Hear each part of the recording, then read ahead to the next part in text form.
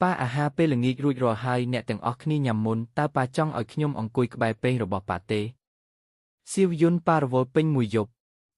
យ៉ាងហោចណាស់ញ៉ាំអាហារមុនពេលអ្នកចាក់ចេញម៉ាក់ខ្ញុំមិនឃ្លានទេខ្ញុំកំពុងកម្ដៅទឹកដោះគោសម្រាប់យកក្នុងឆ្នាំងខ្ញុំនឹងចេញទៅក្រៅគម្រោងចាំខ្ញុំហេតុអ្វីបានជាភ្នែករបស់នាងក្រហមម្លេះសៀវយន្តអ្នកទៅណាអាហាររួចរាល់ហើយតើអ្នកទៅណាម៉ាក់របស់នាងមានជំងឺចាស់គាត់នៅមន្ទីរពេទ្យបើដូច្នោះហេតុអ្វីបានជាអ្នកមិនទៅជាមួយនាងទៅណាបងប្រុសរបស់នាងនិងបងប្រុសរបស់នាងអាចលាក់ខ្លួនពីគ្នាទៅវិញទៅមកបានបើខ្ញុំទៅខ្ញុំត្រូវចេញលុយយកវាទៅយកលុយព្រឹកស្អែកហើយផ្ញើវាទៅមន្ទីរពេទ្យម្ដាយក្មេករបស់អ្នកប៉ាការចូលសម្រាប់ព្យាបាលនៅមន្ទីរពេទ្យគឺដូចជារណ្ដៅដ៏ជ្រៅមួយយើងត្រូវបង់ថ្លៃទំនិញនៅក្នុងហាងប៉ាឌូអូត្រូវទៅសាលាម្តែកនៅឈ្មោះទី2នៃឆ្នាំ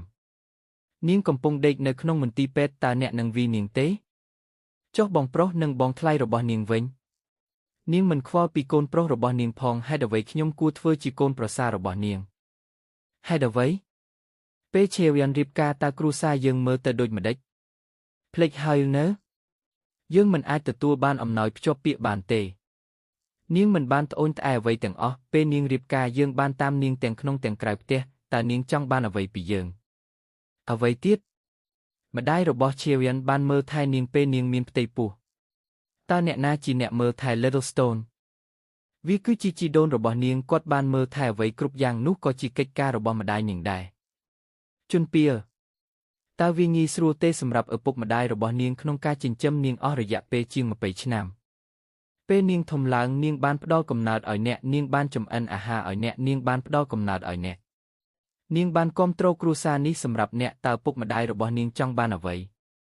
ពួកគេគ្រាន់តែចង់ឲ្យកូនស្រីរបស់ពួកគេត្រឡប់មកផ្ទះវិញសម្រាប់ឆ្នាំថ្មី10ឆ្នាំមុននៅថ្ងៃរៀបការឪពុករបស់នាងបានកាន់ដៃខ្ញុំគាត់បាននិយាយថាឪពុកក្មេកខ្ញុំបានឲ្យកូនស្រីខ្ញុំទៅអ្នកហើយសូមមើលថែនាងឲ្យបានល្អខ្ញុំបានឆ្លើយថាកុំបារម្ភពេលឪពុកនាងចេញទៅខ្ញុំបានទៅជូនគាត់ទៅគាត់មិនអាចនិយាយអ្វីមកខ្ញុំបានទេគាត់គ្រាន់តែមើលមកខ្ញុំបាននិយាយថាកុំបារម្ភអីខ្ញុំនៅទីនេះសម្រាប់អ្នកសៀវយន្តនៅសល់តែម្ដាយម្នាក់គត់បុរសម្នាក់គួរតែមានផាសុកភាពពេញមួយជីវិតរបស់គាត់វាជាការចាំបាច់ឥឡូវនេះម្ដាយរបស់នាងកំពុងសម្រាប់ព្យាបាលនៅមន្ទីរពេទ្យ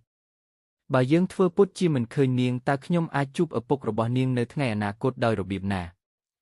អ្នកងាកមើលទៅហាងតែវិញនាងចេញទៅយ៉ាងប្រញាប់ចាំខ្ញុំឲ្យទឹកនិងថ្នាំមកខ្ញុំក្រឡេកមើលទំដងទៀតតើចានរបស់នាងរើទេនាងនិយាយថានាងមិនឃ្លានទេនាងបានបោះនំប៉័ងចំហុយត្រជាក់មួយចូលទៅក្នុងចានប៉ាគាត់មានគ្រួសារទាំងមូលរបស់យើងនៅក្នុងចិត្តរបស់គាត់ម្ដាយរបស់គាត់ឈឺអ្នកបាននិយាយថាវាជារឿងរបស់អ្នកដទៃ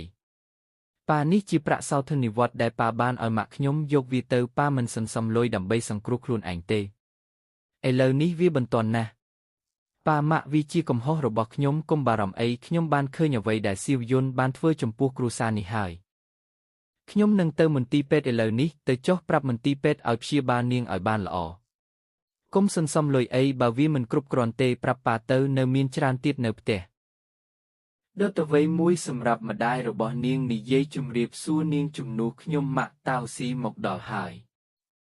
នាងនិយាយថាប៉ាបានសុំឲ្យនាងមកនាងបានចេញថ្លៃពេទ្យទាំងអស់ម៉ាក់ខ្ញុំកាន់ដៃនាងហើយយំនាងបាននិយាយថានាងមិនបានរៀបការជាមួយមនុស្សខុសក្នុងជីវិតរបស់នាងទេមានគ្រួសារមួយអរគុណខ្ញុំនឹងចែករំលែករបស់ឆេវៀននាងនឹងឃ្លានពេលនាងត្រឡប់មកវិញកូនប្រសារស្រីរបស់យើងគឺជាកូនប្រសារស្រីវាជាក្មេងស្រី